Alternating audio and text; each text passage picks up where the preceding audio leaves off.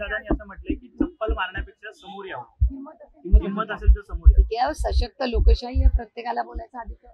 दुसरीकडे एसटी चालकांचा आज संप आहे. आपल्या पक्षामध्ये प्रवेश करत आहे, त्यांच्या निर्णयाने किती फायदा होईल आणि ज्या पद्धतीनं त्यांचा वाद राहत आहे त्या पार्श्वभूमीवर त्यांना आपल्या पक्षात घेतलं जातं.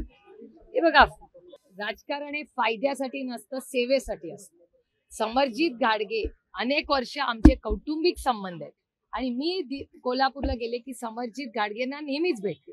एक अतिशय युवा कर्तृत्ववान नेतृत्व ज्यांनी पारदर्शक काम केलेलं आहे आणि ते जेव्हा भारतीय जनता पक्षात होते तेव्हाही माझे अतिशय चांगले संबंध समरजित गाडगेंशी होते आणि तेव्हाही मी त्यांना अनेक वेळा म्हणलेली आहे की समरजित भाऊ तुम्ही आमच्या बरोबर या, कारण काय या राज्याला नवीन फ्रेश भ्रष्टाचार मुक्त महाराष्ट्र हवा आहे. तसेच लोकप्रतिनिधी या राज्याला आणि देशाला गरजेचे आहेत.